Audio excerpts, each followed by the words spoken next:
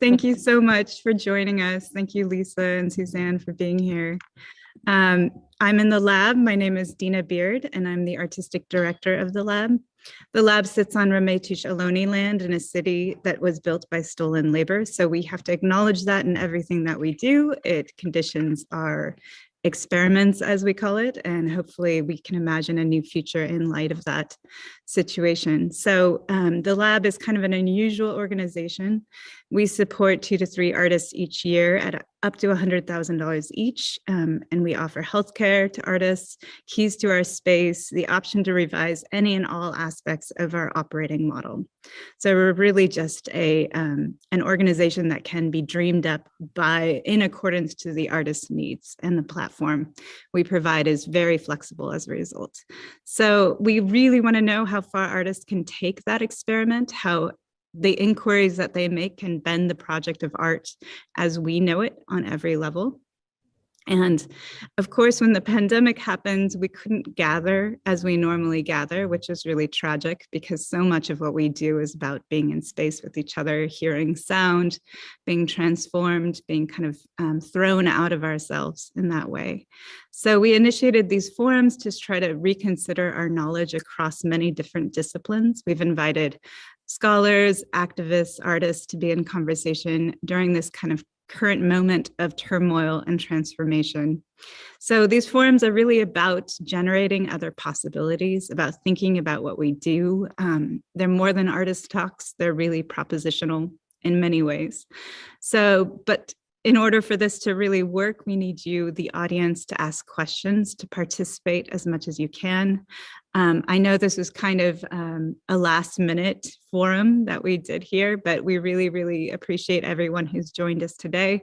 If you'd like to ask questions, you can do it using the Q&A button at the bottom of your screen. You can write a question in the YouTube chat space, and I'll try to repeat those at the end of our conversation here today.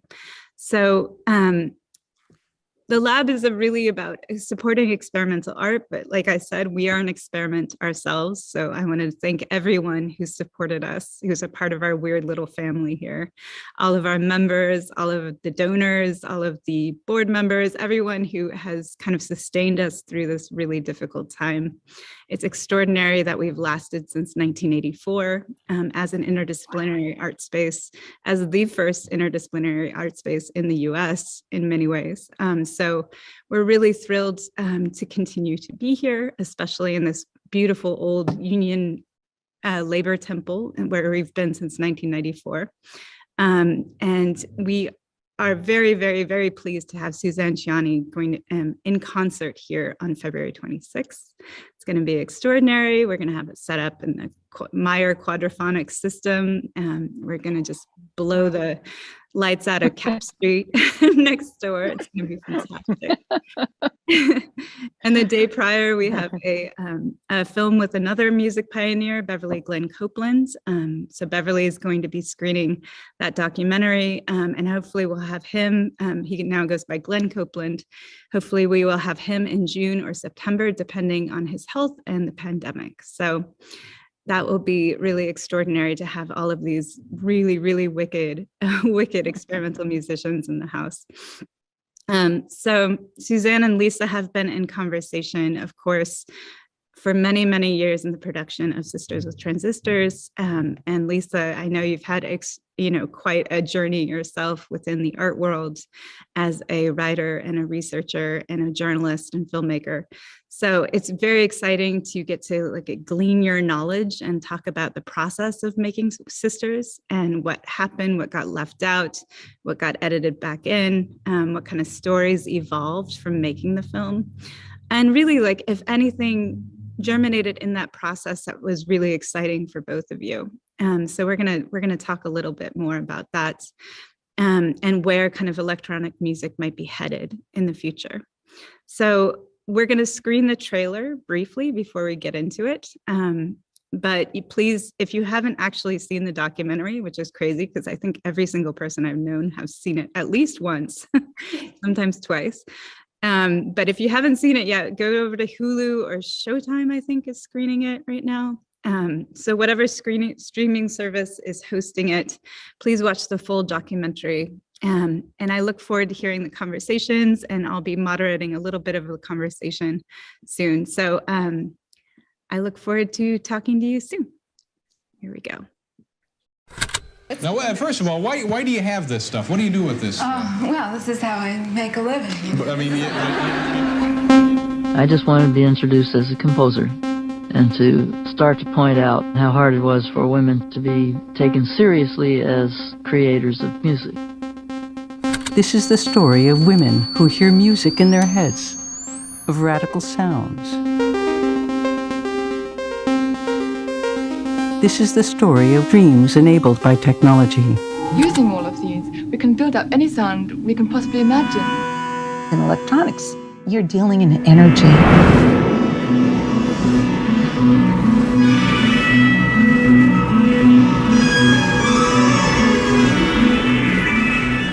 Technology is a tremendous liberator.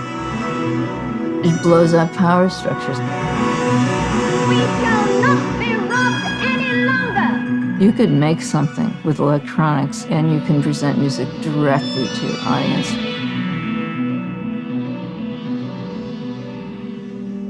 Somehow women get forgotten from the history. The history of women has been a story of silence, of breaking through the silence, with beautiful noise.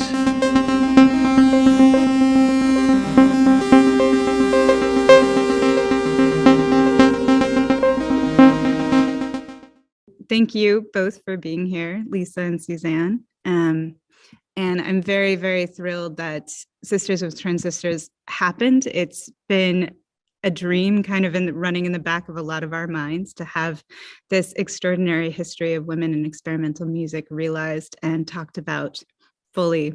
So Lisa, if you give us a little bit of the origin story, what gave you the idea, what made you super excited about it? I think you were living in France at the time. Is that right? So no, I was living in London, and I'd heard about some of the women in the film. I'd heard about Delia Derbyshire and I'd heard about Eliane Radigue. I'd actually heard their music, but I really had no idea that there was a whole kind of lineage of women working in early electronic music. Sorry, that's my dog lapping water. And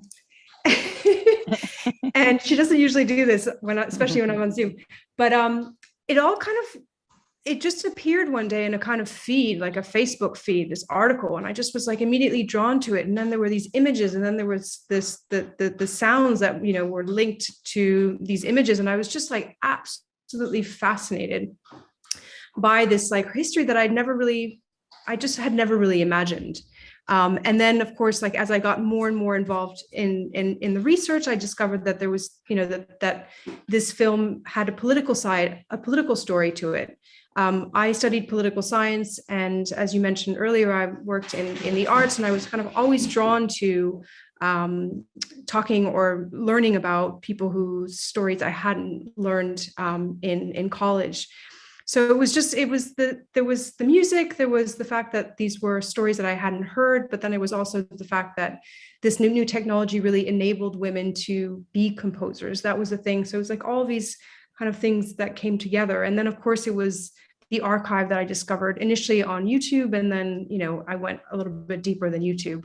But yeah, so it was many different things, but I think the real thing was just discovering these women who were complete individuals, and just also discovering creative women on screen. There were not very many, growing up. It wasn't something that I was really thought of. It was mostly, my education, especially in the art world and music, it was all men. So it was just so exciting to find this alternative story of the origins of electronic music, but also just these incredible women that were just so inspiring to a creative woman like myself. Yes, I completely agree. Just that atmosphere of having gone to so many shows in the 90s and been like the only woman, and 99.9% of the time, the person on stage is also a man. So it's a crazy, it just feels like there's this wealth of humans now that we can go and see and talk about and think through the kind of different struggles and stories that, you know, like you said, they're just extremely unique. Like every individual story that comes with Sisters with Transistors is extremely unique and so multifaceted. But you know, I think they are unique. But the beauty of what Lisa did was that she structured this commonality, this awareness that there actually was some undercurrent, like a mycology. You know, there was some root system going on under there that connected us all, even if we didn't know each other. And that was fascinating. I mean, there was a critical mass, really. I am indebted to Lisa for organizing this history, and, you know, the way that she, you know, her sense of research was so powerful. She went after sources that hadn't been uncovered yet. I mean, she was just like that dog in her, you know, living room now, you know, just wanted those. You know, she wanted original footage that hadn't been seen before. And she got it. And you know, it's just amazing. Yeah, that, you know, we had a particular experience of that, right? Because there had been a video made, you know, what, in 1980 that I had never seen. No, 70. Hold on a second. Wasn't it 70? Was it 74 or 76? It was 74. Yeah, 1974. It was, yeah. You're right. It was 74. The first concert that I did in New York, you're right, and in an art gallery. And it was filmed, you know, in those days, video, you know, was on these big reel-to-reel machines. And it was filmed, and then I was never able to see it. The woman who made it wouldn't allow it to be shared, and then she died. And Lisa actually went to New York and talked with the daughter. Yeah. And made this happen. I was just like, oh my God, I just was shocked. I had tried for 40 years to get it, and I couldn't. So that's a kind of research and, you know, energy that she brought to this project. It's really original. I mean, she really did some, you know, hardcore discovery work. It was really hard because obviously the film took so long because of funding and, you know, the nature of making these films. But at the end of the day, I was so happy that I didn't get commissioned by, you know, the BBC or a channel, because I would have had to deliver the film so quickly. I wouldn't have had the time that I actually, you know, we wouldn't have had that footage. There's just no way. It just took a long time. It took hundreds of emails. It took, you know, when you make a documentary and you've got to deliver it within, you know, a year or whatever, there's just no time. When people don't respond, you move on and you just work with what you have. And so in the end, even though it was a lot more difficult making this film the way we made it, the fact that we had that extra time to really get that material, and when things weren't working, to have extra time to go and like find ways of making stories work. So yeah, it was a difficult process, but I'm so happy that, you know, especially with, this is my first feature.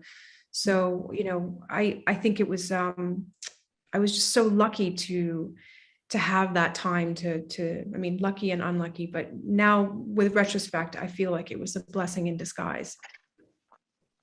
Yeah, those little stories and this footage and those photographs always kind of percolate up the longer you wait. You know, somebody will call you and be like, oh yes, the friend I was talking about, you know, came forward. But it's just I remember watching the film and just recognizing so much of the footage from other artists as well. There's like Bruce Conner, Anna Halprin, many near and dear to our hearts here in the Bay Area, and many other like great, just really great footage of what was happening at that time.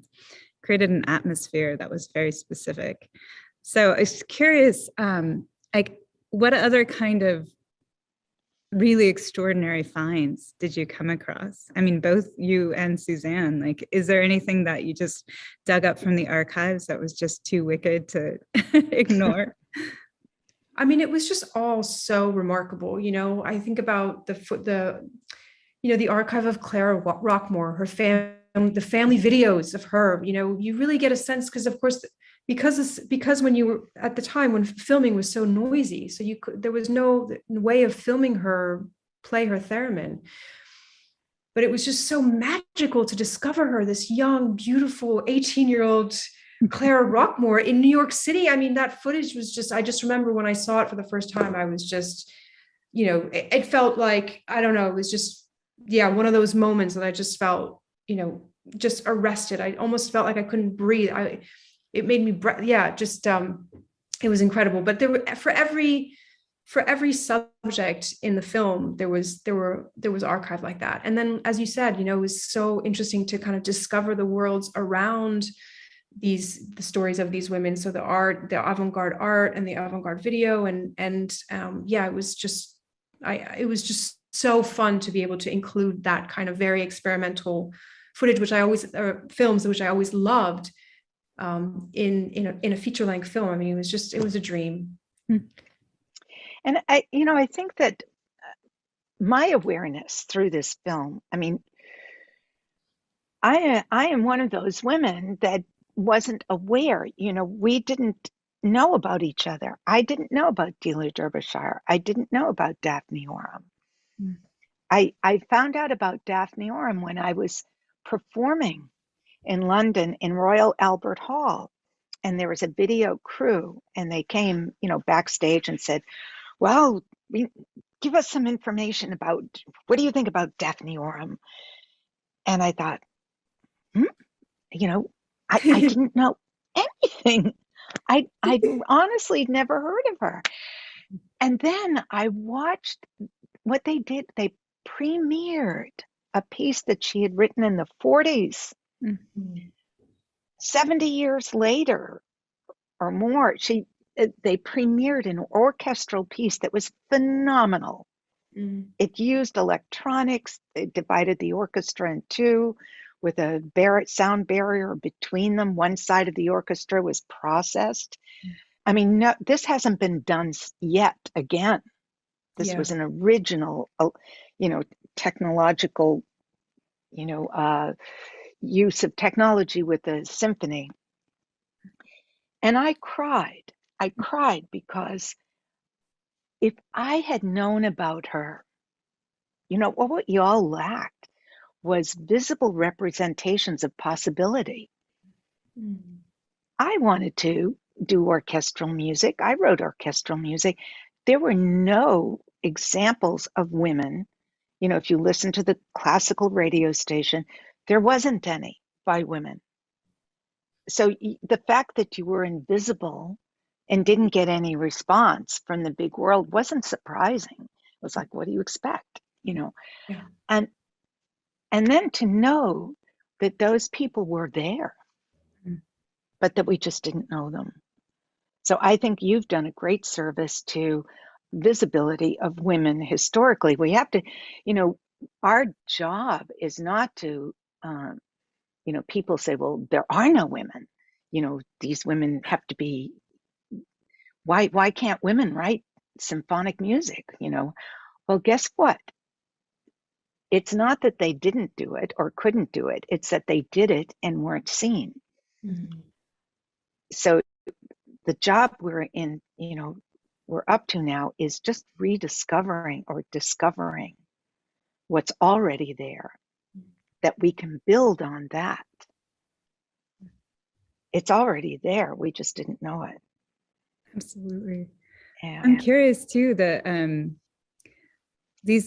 the narratives of the women that are in Sisters with Transistors are definitely united by this love of the tool, the instrument, the electronics, the strange mediated sound that happens within this kind of wild electronic environment.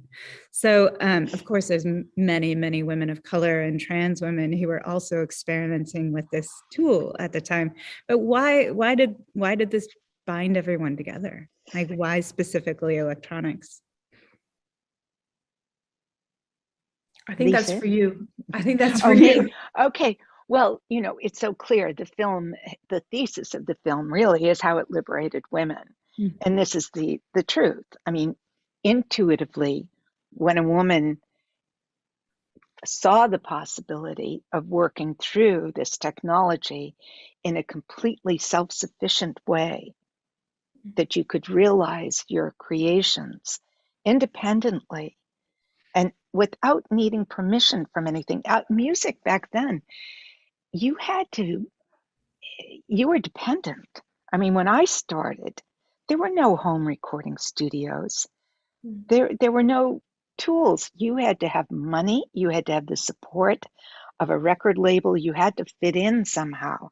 The only women that got record deals were singing. And there wasn't any space for composers. So what the technology, you could just go into your own space and you could do this, but that is the same reality that separated us, because you could go into your space and work and not communicate outside of that. So you had the satisfaction of creation from beginning to end, but then you also maybe didn't relate outwards. Do you know what I'm saying? What am I saying? Yeah, but I think actually, you performed, so you were visible. But I think you're right. A lot of the stories of these women is that they were invisible because their music, this new technology really enabled women to be composers and to get their music out to audiences. But for many of them, they weren't recognized because they were working behind the scenes. And so in a way, like Suzanne, like your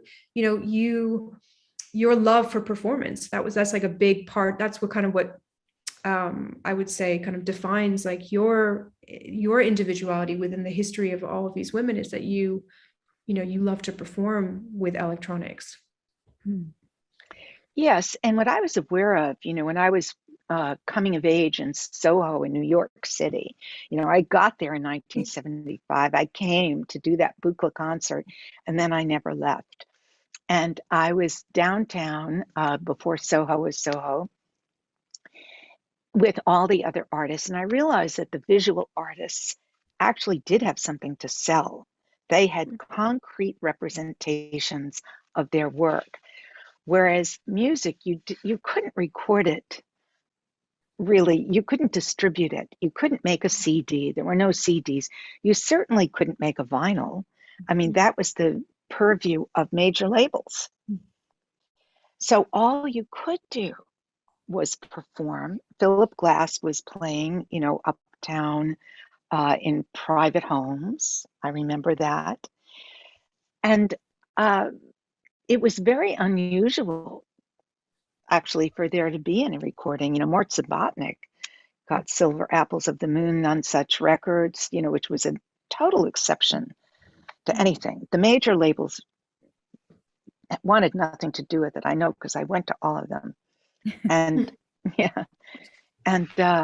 my love of performance was connected to my years of working with Don Buchla, being proselytized by him, because originally, we're just coming back to this concept of electronic music being performable, because it really got sidetracked as a recording medium. When recording came in, people started, using these machines to make sounds individually and then layer them in a recording. And there had been musique concrète and, recorded manipulation and cutting tape and all that. But the idea with Don was that he could create an actual performable instrument in the tradition of musical instruments. And I took that to heart, even though it was almost impossible to do. And I think now what we're seeing historically is that the kids have come back to that moment, historical moment of analog, because it is hands-on.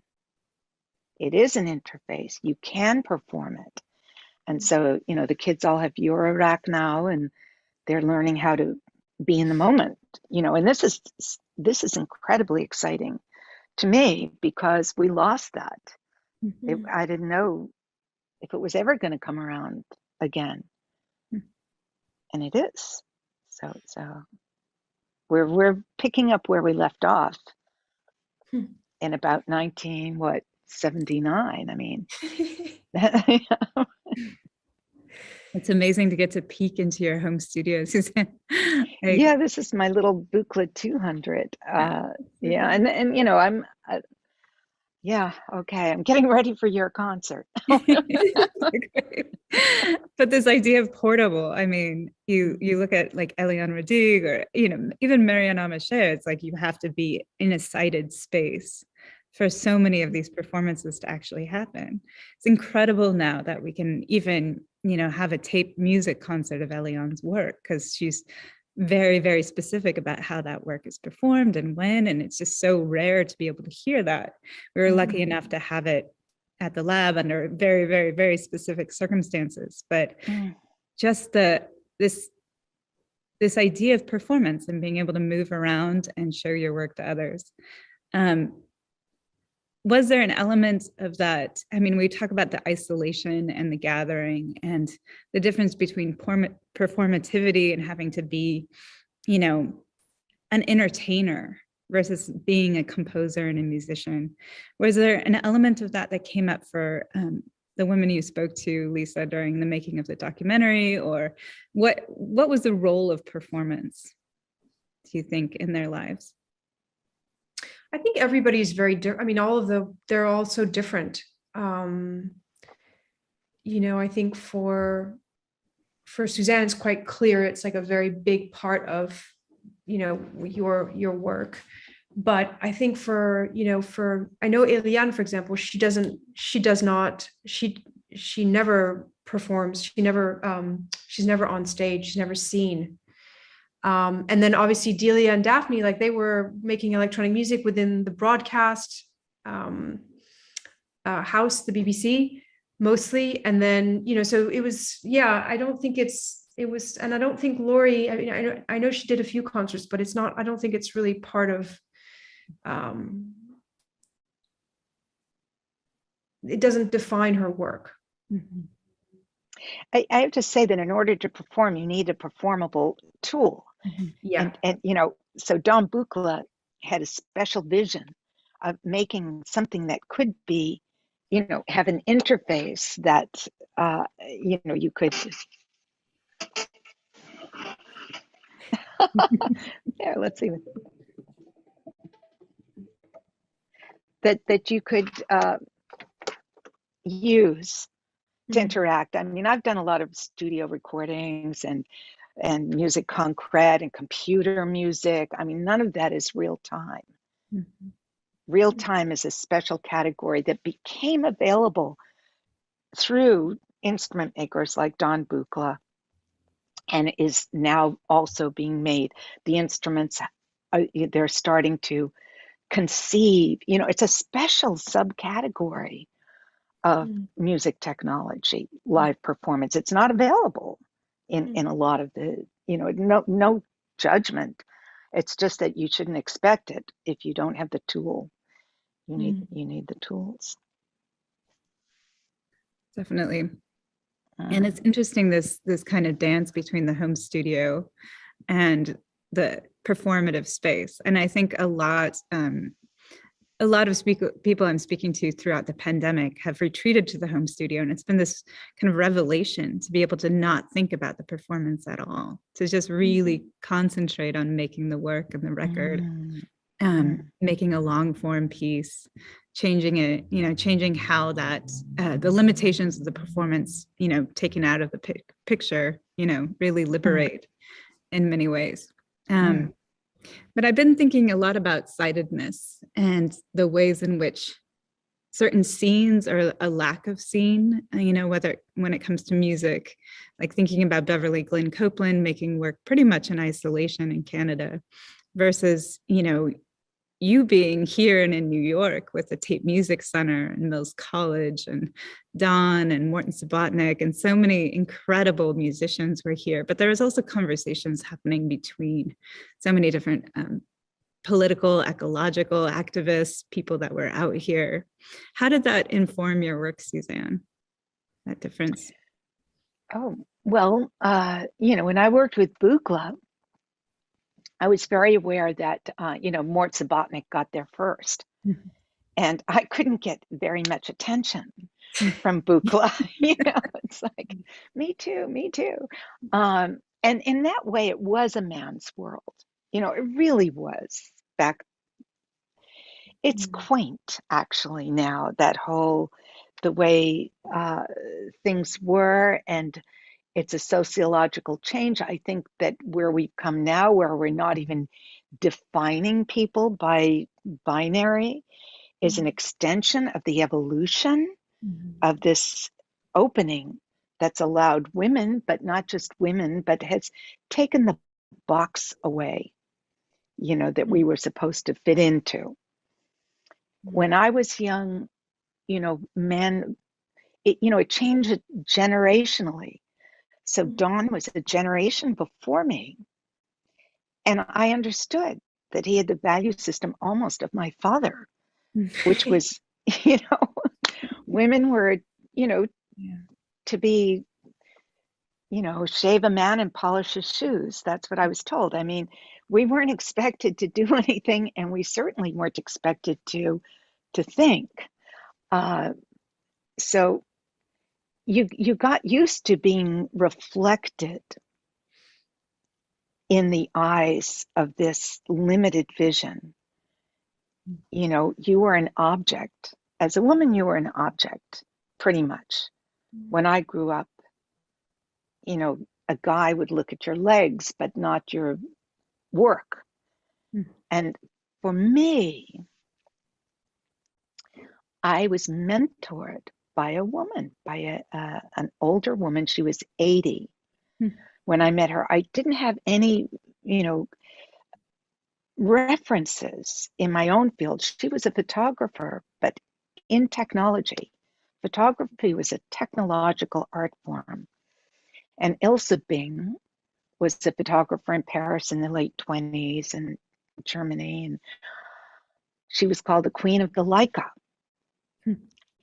And she was the first one to have a conversation with me about my work, woman to woman.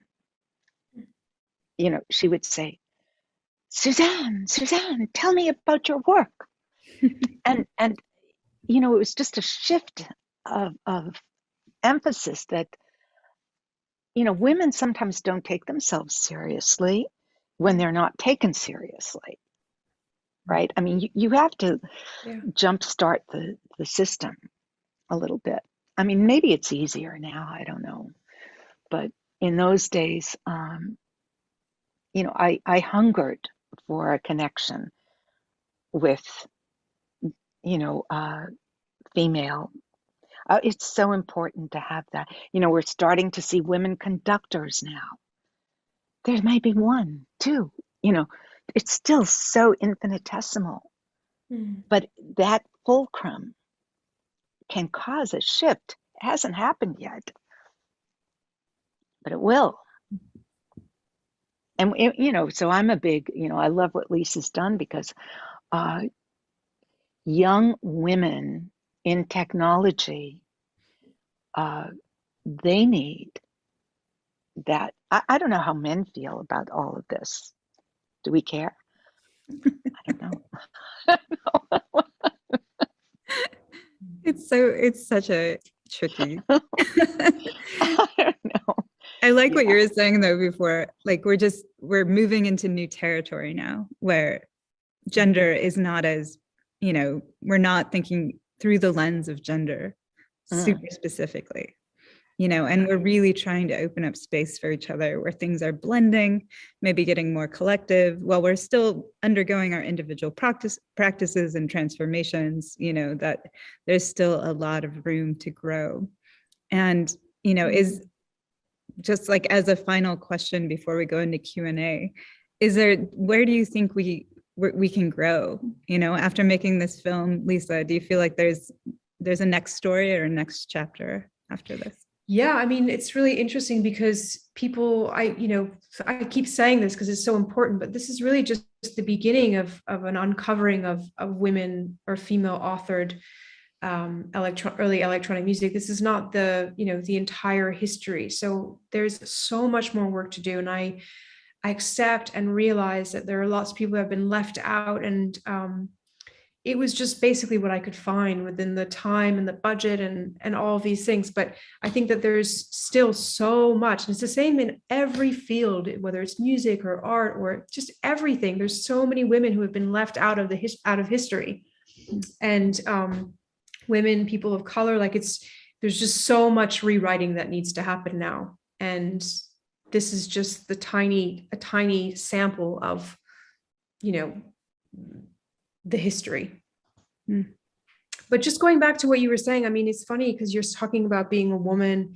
I mean, I felt that too. And I'm obviously like younger, but even when I was in my 20s and 30s, I mean, what you're describing with the men, it was the same in the art world. I mean, I didn't know very many female filmmakers. There was maybe one, and she was not very nice to me. It was it's like, I'm super happy to think that like these kind of things are changing. And, even in architecture, I have a dear friend who's working in architecture. It's like, she's a woman of color in architecture. It's like 0.0001% of architects are like her, so it's just, but I think we have a long way to go before it's truly equal, but at least there is a kind of reckoning now that things have been unbalanced and that we need more women in all of these fields.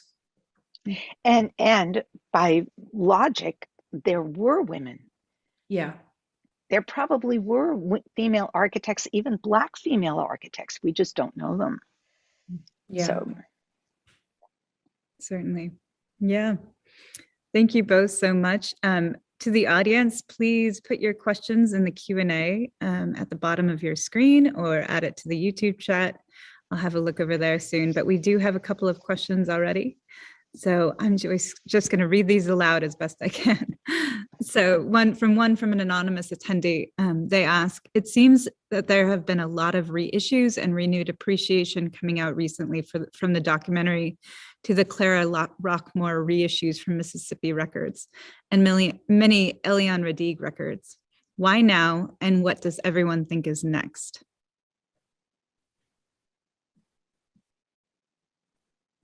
Well, I think why now is just because people heard it and think it's just amazing and it needs to be more widely available. I mean, a lot of these early records, there were just a few made and they, it's not like there's a lot of backstock. So I think it's great that there are all these reissues and that there's just renewed interest because people know about it and want to hear it and want to own it and want to listen to it loads. So I'm not surprised in any way that there are all these reissues. And in terms of where it's going, I mean, I just imagine that it's just going to grow and grow and grow. And we're going to discover more women and there are going to be more reissues. And I just think it's just wonderful that this music is now being valued, cherished, reissued, generally in really nice, in good quality.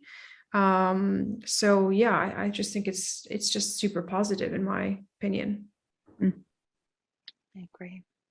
Yeah, it's interesting too, the distinction between the kind of vinyl reissues and digital, the medium specificity. Like it's like you with the Buchla, the machine, bringing the machine from place to place.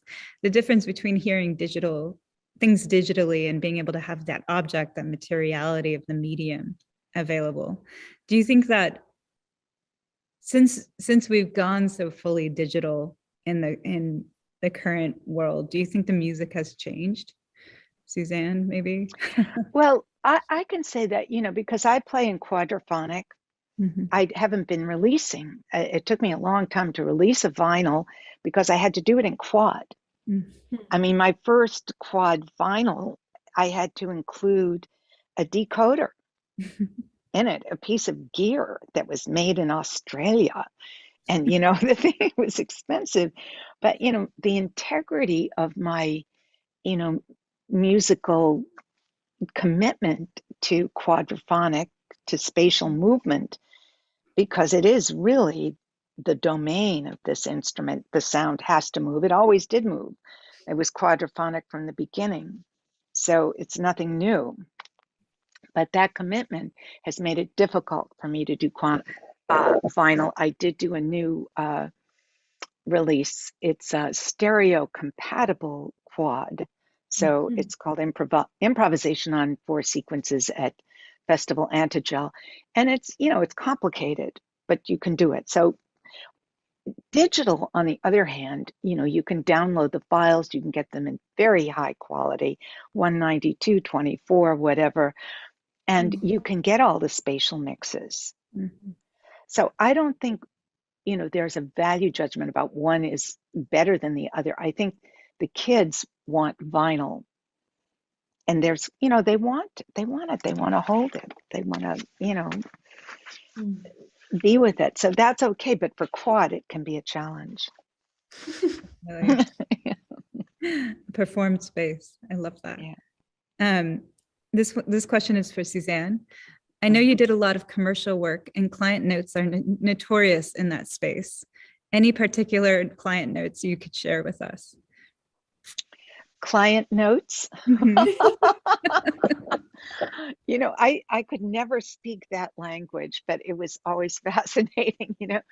I was doing one commercial one time, and they said, well, it's not boring enough. We need this product to be boring. And, and you make a sound that sounds like it's just can't get off the floor, and they love it. That's, so, in the poetry of electronic sound, where you really can make any poetic sound. I started out making the sound of heat, the sound of cold, the sound of a nose peeling, the sound of, this idea that everything has a sound, even if it doesn't make a sound, was a wonderful thing to explore in commercials. And so, one of them was the talking dishwasher, General Electric, and the dishwasher made a beep, and they had this long spot. I think it was a minute, and they said, "Oh, truth in advertising, you have to use the exact beep." And I said, people will go crazy if they hear that beep. Beep, beep, beep, beep, beep, beep. And so I made, the beep, sing and operatically, and they loved it, of course. And that was called Beep, the talking dishwasher, Beep. Then they did, because it was a success, they did Son of Beep, Cousin of Beep. They went through the entire family tree of beeps. I don't know if that's amusing or not, but anyway, that's what I remember. Advertising, wild space. Yeah. Another attendee asks, how does space influence your art? For Suzanne, is it different for something like Denali, or a general feeling of all sound? For Lisa, how did traveling and research influence the film? How does traveling and research? That one was for Lisa. Is that about spatial movement of sound, or I don't know. Maybe Lisa can answer about the Sure. travel. I mean, a lot of the research was done just from my computer. I didn't have a big budget, so I couldn't travel everywhere. And I guess once I got a bit of money, I went straight to New York. I interviewed Eliane, Laurie, and then I went to San Francisco and interviewed interviewed Suzanne, and then some of the people who knew Pauline and who were around at that time. But a lot of the kind of interviews that I did with some of the younger composers, I just did from my laptop. So, and a lot of the archive was the same. It was mainly just done through, electronically, not through physical movement, strangely. It's appropriate for right now. It's great. There's a clarification that Denali is more a location-specific record that you did, Suzanne. Just basically, how was that realized? Okay, that was a film about climbing Mount Denali, and the French producer, director, star actually came to me in when I was still in Berkeley. For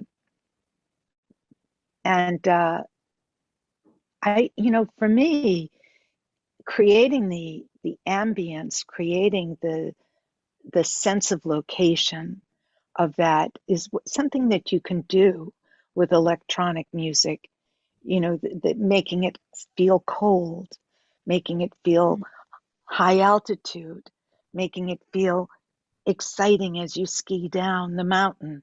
I mean, all those energy and environmental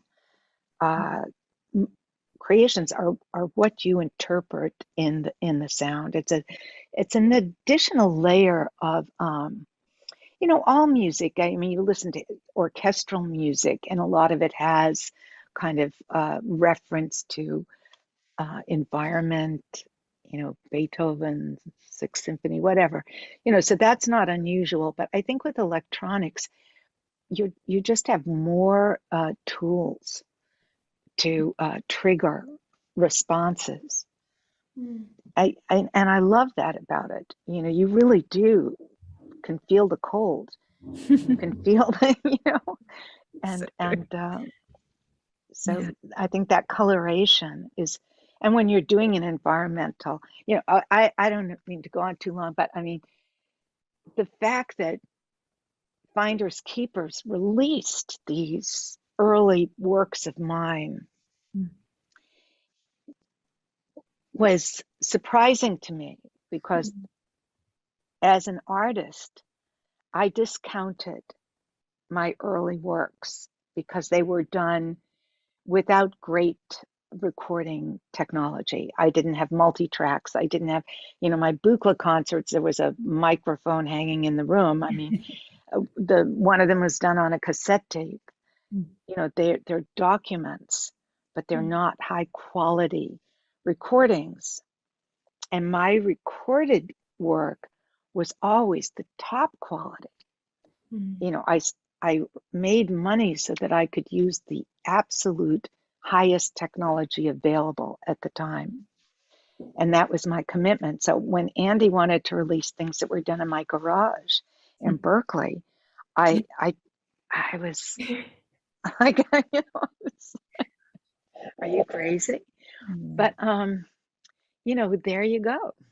Because there's a value of, in technology, we do get focused on this notion of quality, because technology, I don't know, we talk about bits and how many bits, and there's another value system operating as well. Yeah, one of the most remarkable things about the way music works in the film, Lisa, that I think you harnessed so well, is just thinking what electronic music allowed for the experience of viewing, and allowed for this atmospheric shift between very different styles and very different points of reference. But you did that so elegantly. You created this kind of, this whole sonic atmosphere that where the images were important, but it felt like the atmosphere itself was privileged. There were a lot of, thanks again to all the whole team. With filmmaking, it's just all these people that help make that whole thing happen.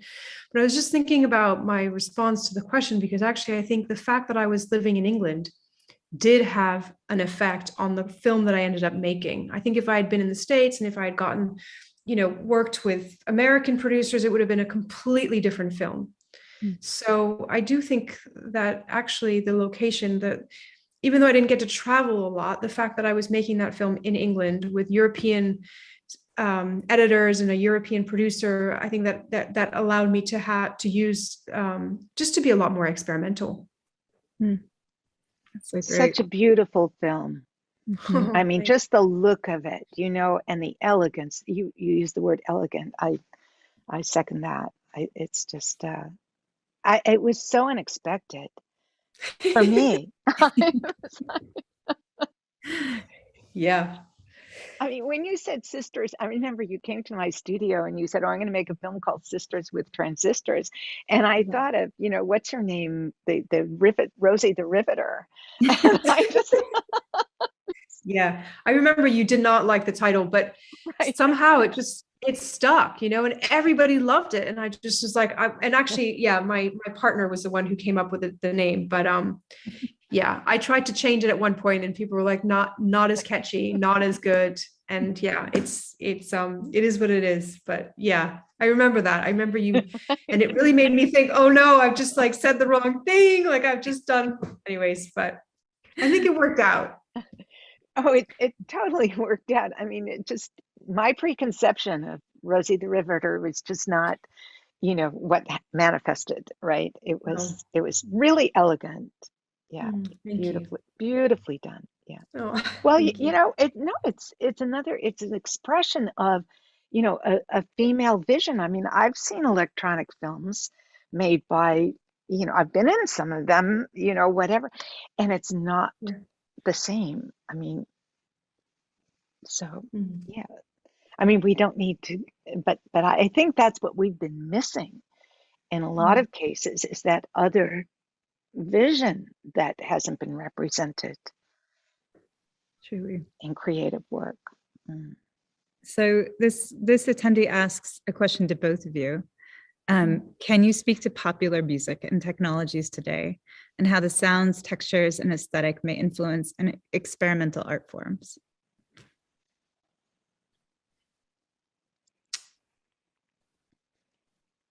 Well, I think we're in a period now of, I'm old, so I've seen a lot of different, chapters in music. And right now we're in a very expanded languaging of sound, ambient. Things are long and sustained. Electronic music obviously is something that can do that. One of the unique qualities of it is that it doesn't have a time frame. If it's on, it's on. It can be on for days, months, years. I mean, it's very durational. So I see that happening. I see a movement away from notes, melodies, things that, were structured. The structure has become a lot looser. So I don't know. What do you think, Lisa? Yeah, I think the thing that I think about is that, songs used to have to be a certain time because they needed to fit on a certain medium. And I think that now everything is kind of way more loose and open. And I think that has freed or opened up many, many possibilities for music. I was just listening to something on the radio this morning. I listened to a radio station called NTS. It's an internet radio. It's really, really good. Highly recommend it. London based. And there was a record by, it was a song that was on this record label called Long Form Editions, I think. And the idea was that that these songs are very long. And it was just so amazing that they were able to play that on the radio, like these days. I woke up with my husband and we were just listening to this for like 25 minutes. We were in awe of this song. It just was taking us on a journey. That's something that's very new, that you can have, long songs like that. You would never hear that on the radio when I was growing up as a kid. So I think the length thing for me is a big one. So liberating. So 2 more questions and then we can close up. But this attendee says they love the talk about generations. Who are some of the younger or more emergent composers and filmmakers y'all would suggest and have been enjoying?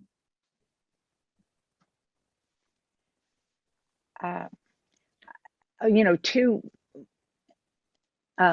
people that come to mind are Caterina Barbieri and Lisa Belladonna. I mean, they happen to be women and they happen to be electronic. I'm actually attracted to the, not because they're women, but there's a certain, like when I collected photography, without consciousness, all the photography that I collected was by women. I wasn't planned that way. It's just that if you look up and you say, oh, so yeah, I am attracted to those two. What about you, Lisa? I mean, I've just been reading this article. I guess I'll just talk about film because it's more something that I feel. But have you guys seen Portrait of a Young Lady on Fire, the Celine Sciamma film? So she's a French filmmaker, and I just absolutely love that film. And I just feel so liberated by that film. I feel like, okay, I can tell the stories that I'm interested in telling. She's very interested in kind of just moving away from.